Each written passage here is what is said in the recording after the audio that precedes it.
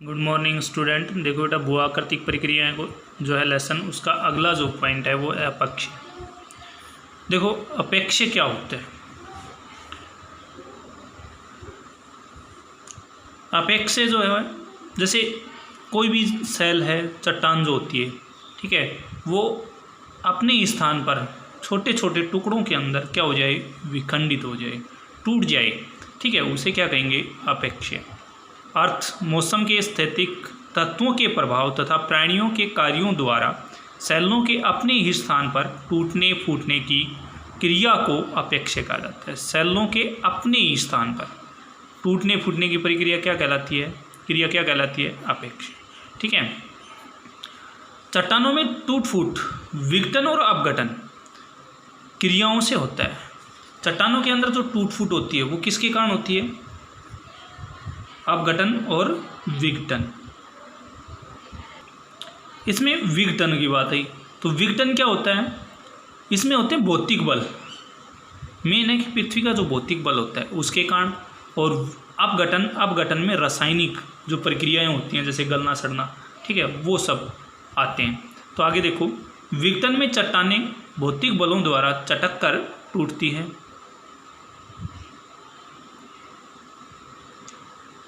जबकि अपघटन में रासायनिक क्रियाओं द्वारा सड़ गलकर चूर्ण बनती रहती है। मौसमी तत्वों के अतिरिक्त जीव जंतु, वनस्पति और मनुष्य भी सेल की टूट फूट के लिए उत्तरदायी होते हैं। ये बात सही है कि मौसम भी, ठीक है, साथ में अतिरिक्त जो जीव जंतु होते हैं वो भी, वनस्पति भी, और मनुष्य तो सबसे ज़्यादा मात्रा में सेलों को विखंडित करता है, ठीक है, तोड़ता है, अपेक्ष्य करता है।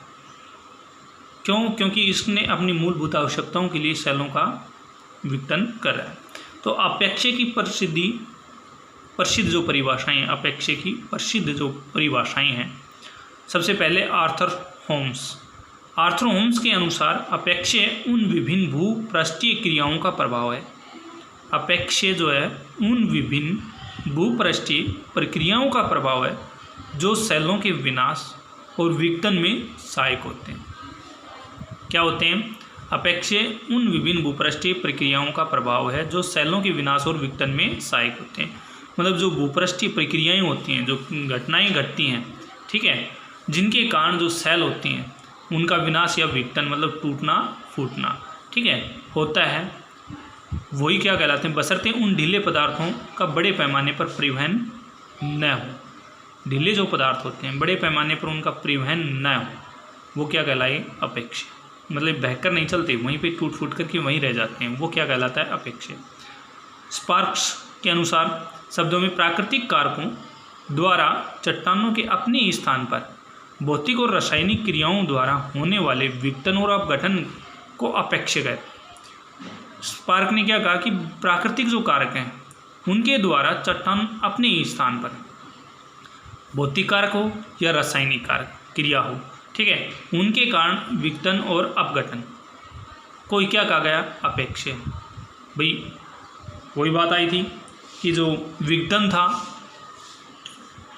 वो तो भौतिक कारकों में, विघटन जो है वो भौतिक कारकों में, अपघटन जो है वो रासायनिक कारकों में, ठीक है, शामिल होते हैं। अब आगे देखो, अपेक्ष्य अपने स्थान पर संपन्न होने वाली एक सवस्थानिक प्रक्रिया है जिसमें अपेक्ष्य से प्राप्त पदार्थों का थोड़ा बहुत अथवा नगण्य संचलन होता है। हाँ, ये तल संतुलन के लिए मंच जरूर तैयार कर देता है।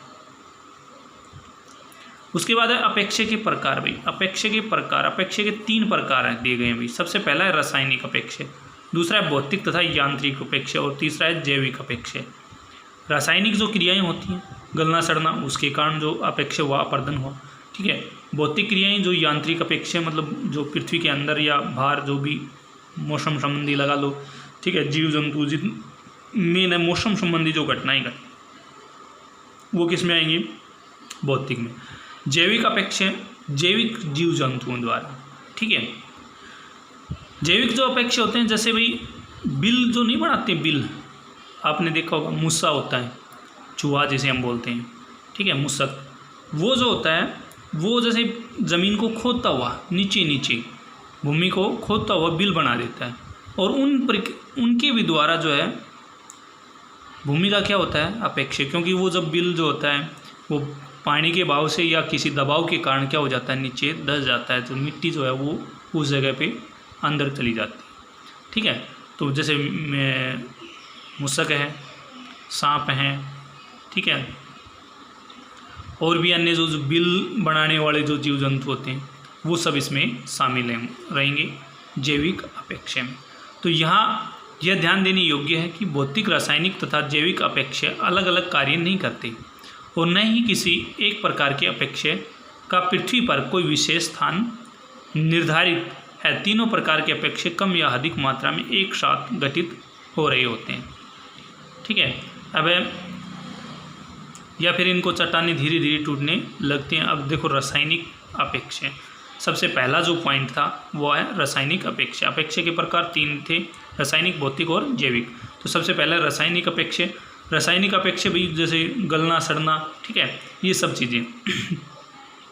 तो रासायनिक अपेक्षय में सेलें भौतिक बलों द्वारा टूटने की बजाय रासायनिक प्रतिक्रिया द्वारा घुलती, गलती और न्यून होती रहती है। मतलब या तो किसी चीज़ में घुल जाए, जैसे नमक होता है, ठीक है, या गल जाए, ठीक है, गलना, जैसे पशु होते हैं, जीव जंतु होते हैं, वो भूमि के अंदर धीरे धीरे क्या हो जाते हैं, मिल जाते हैं, मतलब मरने के बाद, ठीक है, न्यून होती रहती है।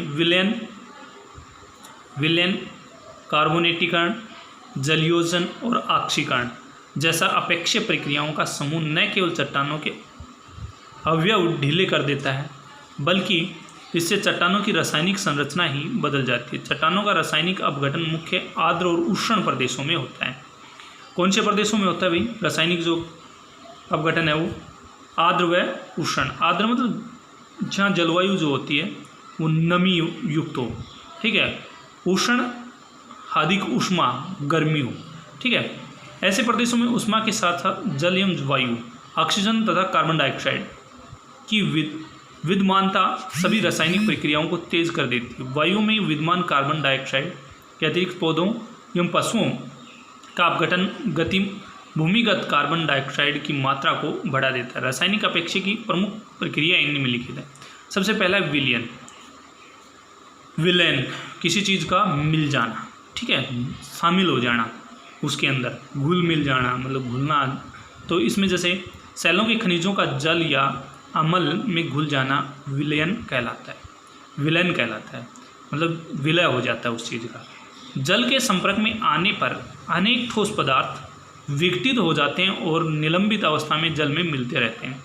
सेलों में नाइट्रेट्स, सल्फेट और पोटेशियम जैसे घुलनशील खनिज विलयन प्रक्रिया द्वारा सबसे ज़्यादा प्रभावित होते हैं। अधिक वर्षा वाले प्रदेशों में खनिज जल में घुलकर मिट्टी के नीचे निच्छालित हो जाते हैं, मतलब घुलकर के मिट्टी के नीचे निच्छालित, मतलब उसका जमाव हो जाता है, ठीक है। और मिट्टी में जो है उर्वरकता उत्पन्न होती है। उर्वरक पोषक जो तत्व होते हैं मिट्टी के अंदर वो विद्यमान हो जाते हैं और कोई अवशिष्ट भी नहीं छोड़ते। चूना पत्थर में विद्यमान कैल्शियम कार्बोनेट तथा कैल्शियम मैग्नीज बाइकार्बोनेट जैसे खनिज कार्बोनिक अम्ल युक्त जल में आसानी से घुल जाते हैं और जल में घोल के रूप में प्रवाहित होते हैं। सड़ते गलते पेड़ पौधे और पशु भी कार्बन डाइऑक्साइड पैदा करते हैं जो मृदा जल के साथ मिलकर विलय की प्रक्रिया को तेज कर देते हैं। सेंधा नमक भी एक सेल निर्माण करने वाला खनिज है जो घुलनशील है, ठीक है। ये इसमें उदाहरण मैंने दिया सेंधा नमक, जैसे दे दिया था मैंने पहले बताया था कि जो नमक होता है वो जैसे विलय हो जाता है। उसके बाद है कार्बोनेशन। कार्बोनेशन क्या होता है? जैसे कार्बन डाइऑक्साइड जो गैस होती है उसके जो भी कुछ उसके संपर्क में आता है, जितने भी खनिज पदार्थ हैं, ठीक है, उनको कार्बोनेट के रूप में बदल करके जो है बदल दे कार्बोनेट के रूप में, तो वो कार्बोनेशन कहलाते हैं। जैसे जल में घुली कार्बन डाइऑक्साइड गैस की मात्रा अपने संपर्क में आने वाले चट्टानों में खनिजों को कार्बोनेट में बदल देती है। किस में बदल देती है? कार्बोनेट में। इसे कार्बोनेशन कहते हैं।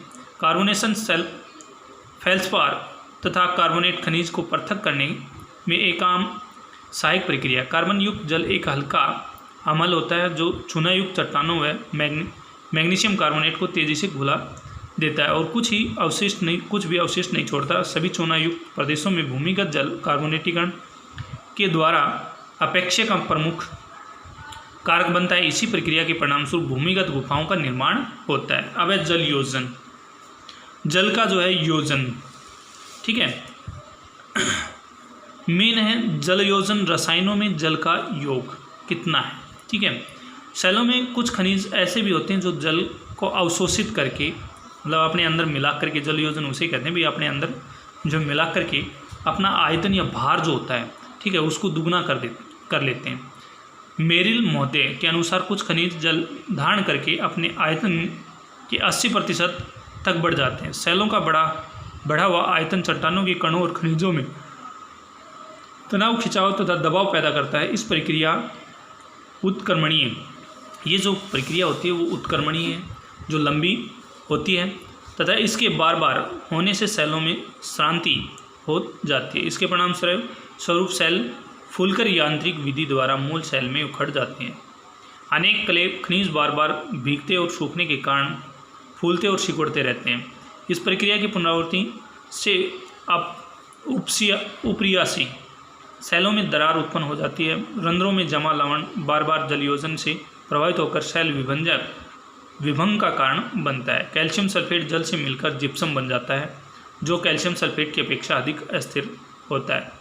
फेल्सपार खनिज जलयोजन क्रिया में कैओलिन नामक मृत्तिका में बदल जाता है। ग्रेनाइट चट्टानों में होने वाले अपसल्कन क्रिया के पीछे ही जलयोजन का हाथ होता है। अब ऑक्सीकरण या न्यूनीकरण, ऑक्सीकरण होना या न्यूनीकरण होना भी, मतलब जल तथा आर्द्र वायु में मिली हुई ऑक्सीजन जो गैस होती है का जब लोहयुक्त चट्टानों में संयोजन होता है तो चट्टान में स्थित लोह अंश ऑक्साइडों में बदल जाते हैं, अर्थात लोहे में जंग लग जाता है। ये बात सही है, क्योंकि उसके जैसे जंग कब लगता है भाई लोहे के अंदर, जब हवा, पानी और मिट्टी, ठीक है, तीनों चीज़ें एक साथ उसको छूती रहती हैं तो उसमें जंग लगने लग जाता है और वो मोटा रूप धारण कर लेता है, ठीक है। इससे चट्टानों का रंग लाल, पीला या बादामी हो जाता है। इस क्रिया को ऑक्सीकरण कहते हैं। ऑक्सीकरण एक महत्वपूर्ण प्रक्रिया है जो लोह धारक बायोटाइट, ओलिवाइन व पायरोक्सिन जैसे खनिजों को प्रभावित करती हैं। ऑक्सीकरण में लोहयुक्त चट्टानें भुरभुरी होकर गलने लगती हैं। ऑक्सीकरण का असर मैग्नीज और गंधक पर भी होता है। जब ऑक्सीकृत खनिज ऑक्सीजन के अभाव वाले क्षेत्रों में पाए जाते हैं तो वहाँ रासायनिक अपेक्षे की एक अन्य प्रक्रिया आरंभ हो जाती है जिसे न्यूनीकरण क्रिया कहा जाता है। ऐसी दशाएं प्राय भूम जल स्तर के नीचे खड़े जल के क्षेत्रों अथवा जलक्रांत भूमियों में पाई जाती है। न्यूनीकरण होने पर लोहे का लाल रंग हरे या आसमानी धूसर रंग में बदल जाता है। रासायनिक अपेक्षे कि ये सभी प्रक्रियाएं अंतर संबंधी हैं और सदैव साथ साथ कार्य करती रहती हैं। तो ये था बेटा मेन रासायनिक जो प्रक्रियाएं हैं वो सब, ठीक है। तो आज के लिए इतना ही। इसमें क्वेश्चन बन रहे हैं वो आपको करने हैं भी, कौन से हैं वो क्वेश्चन वो सुनो। पहला क्वेश्चन, अपेक्षे का अर्थ बताते हुए उसकी कोई दो परिभाषाएं लिखो। पहला क्वेश्चन क्या है, अपेक्षे का अर्थ बताते हुए, ठीक है, इसकी कोई दो परिभाषाएं।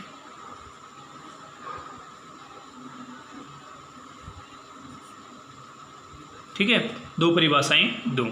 दूसरा क्वेश्चन, अपेक्षे को कितने प्रकारों में विभक्त किया गया है या कितने प्रक्रियाएं हैं, अपेक्षे के कितने प्रकार की प्रक्रियाएं होती हैं, ठीक है। अपेक्षे के प्रकारों का वर्णन करें या अपेक्षे के कितने प्रकार हैं। छोटा क्वेश्चन ही बना लो, अपेक्षे के कितने प्रकार हैं, तो अपेक्षे के 3 प्रकार हैं, ठीक है। अब उसी में अपेक्षे की रासायनिक या रासायनिक अपेक्षे से क्या अभिप्राय है, संक्षिप्त वर्णन करो। रासायनिक अपेक्षे से क्या अभिप्राय है, संक्षिप्त वर्णन करो। ये 3 क्वेश्चन बन रहे हैं बेटा। ये तीनों क्वेश्चन आपको फिर नोटबुक के अंदर साफ राइटिंग में लिखने हैं।